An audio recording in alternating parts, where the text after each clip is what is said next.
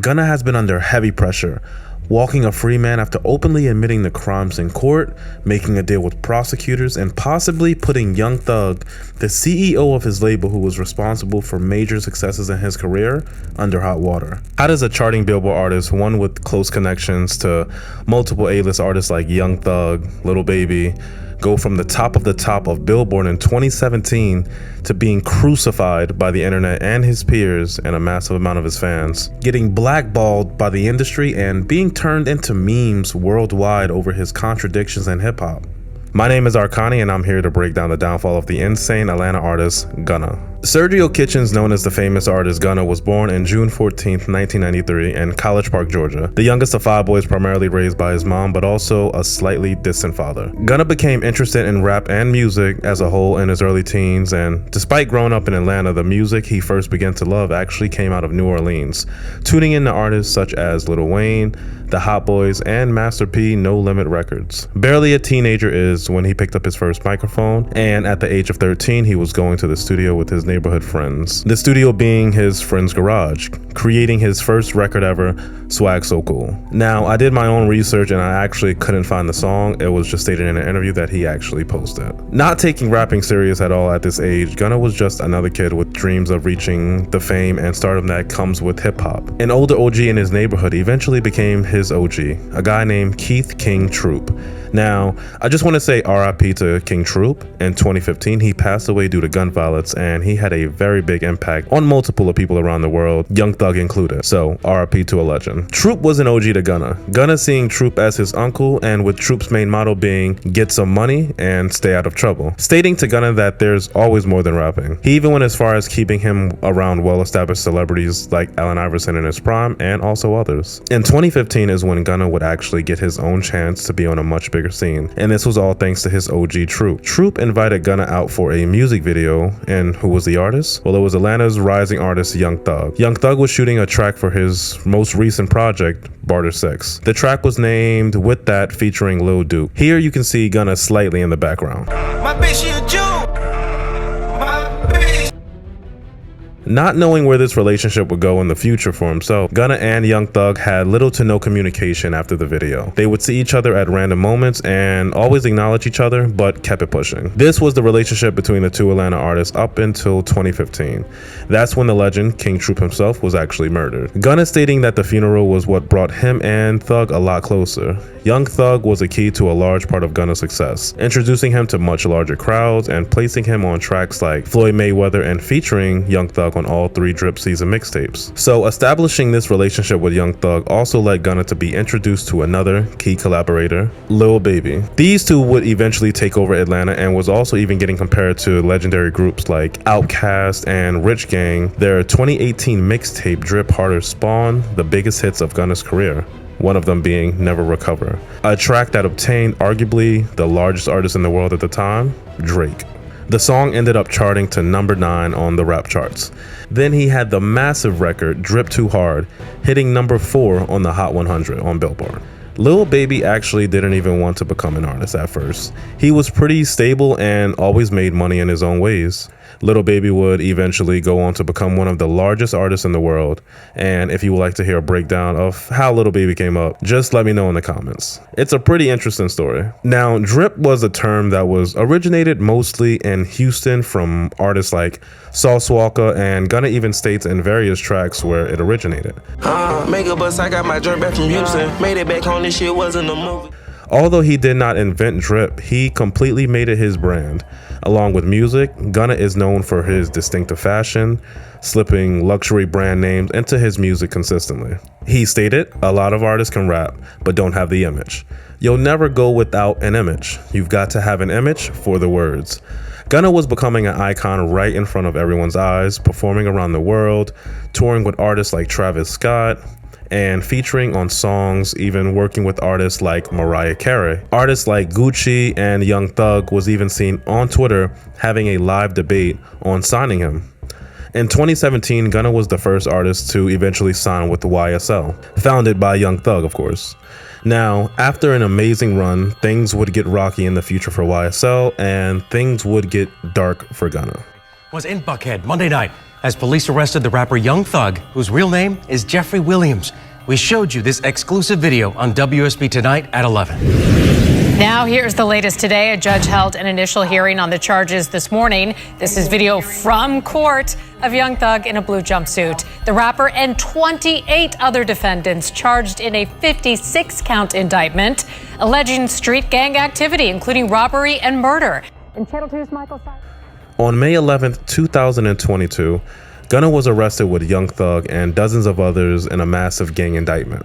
Getting booked in Georgia Fulton County, Gunna, aka Sergio Kitchens, was charged with a single count of conspiracy to violate, racketeer, influence, and corrupt organizations, also known as a RICO charge, which was aimed at him and every alleged member in YSL gang. Yes, they were separating the label from the gang, stating YSL is an actual gang outside of being a label. Young Thug, YSL founder, was also getting charged, and his charges was much more severe. His charges would include drug and gun possession, murder, witness intimidation, carjacking, robbery, theft, and drug dealing.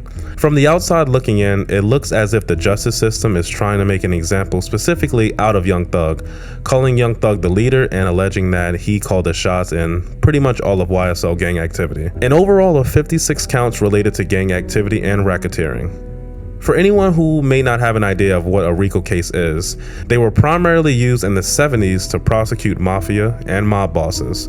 The law prohibits individuals or organizations from conducting organized criminal acts as a part of an ongoing criminal enterprise. Where it gets interesting is the law actually allows federal authorities to charge individuals or groups of individuals, even if they didn't commit the racketeering acts themselves. So, if convicted, each count could get you up to 20 years to life in prison, depending on how serious the charge is. Remember, that's each charge. So, I'll give you an example. Let's say there's 10 people in a gang. 3 people commit arson to collect insurance money for the gang. 3 other people do a murder for hire for the gang. 2 people do a carjacking, and 2 people use the carjacked car to commit a robbery of a 7-Eleven. The feds can now charge all 10 people in that group with arson, murder, carjacking, and acts of robbery, regardless which of the 10 people actually did which act, because with RICO, the thought is everyone benefit from the acts of others, therefore everyone is getting charged with everything. So with that being said, if the RICO case goes through successfully, Gunna and every member in YSL would get charged with all of the counts that the group of YSL is guilty of committing. They're using pretty much everything they can find to get a verdict that aims for guilty, including using things such as songs as evidence. Here is where things are getting twisted now. Some may not know this, but the federal conviction rate is above 95%. That's mainly because most cases never make it to trial. When you're faced with the chance to go to court and possibly debate over the rest of your entire life, or plead guilty to get a much lesser sentence, most tend to take the deal because one is guaranteed, the other is up to chance with the rest of your life. Not many people know the legal system, and the legal system is always not really accurate, so leaving your freedom up to chance could be a scary circumstance. Now, in the YSL case at the time of this video, there has been 10 plea deals offered, 2 members declining the deal and 8 accepting, 1 out of those 8 being Gunna.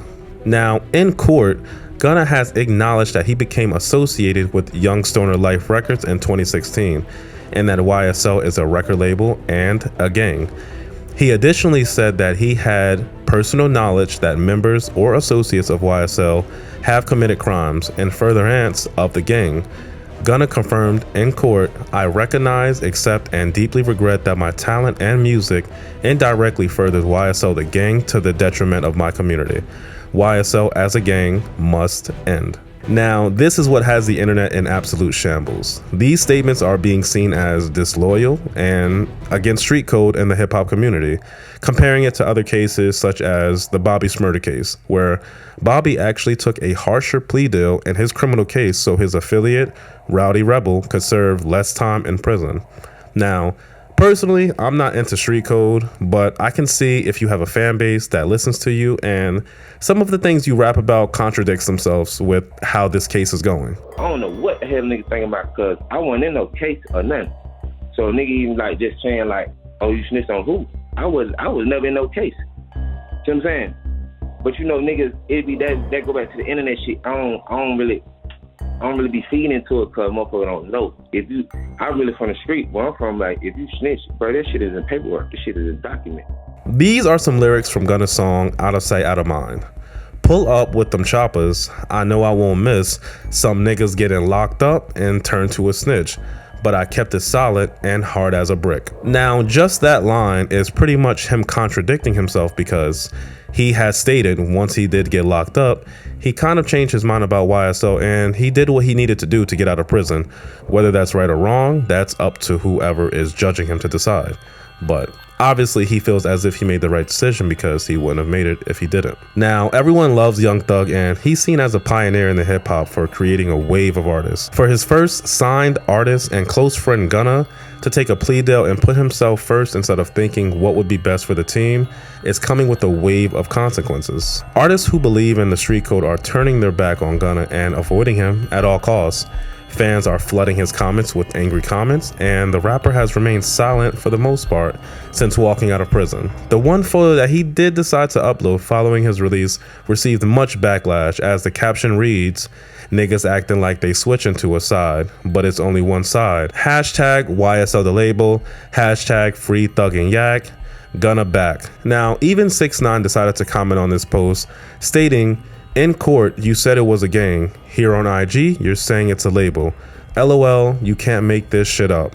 6ix9ine, if you don't already know, has gone through a very similar case, but in his, he gave much more information, and that case went pretty much viral all across the world, and 6ix9ine's career has changed, leading to the same kind of love Gunna is receiving today. Pretty much getting blackballed by the industry, getting unfollowed by his old friends like Lil Baby and Meek Mill, and eventually even getting dissed by artists like Lil Durk. And this is where we are today. Do I believe Gunna's career is over? Not necessarily. Thug has yet to speak on how he feels about the case and his former affiliates taking pleas. Also, we have to take in the fact that a lot of Gunna fans do not necessarily believe in street code. They don't care what happens in court, and they will continue to listen to his music regardless of what he's stating for his RICO case. RICO cases are becoming more and more familiar, and artists' careers are getting ended due to them, and it's dangerous. Lyrics are evidence, and as I said in my previous video with the Tay-K incident, artists are being used as examples to the youth and everyone watching. So, can Gunna bounce back? What's your opinion?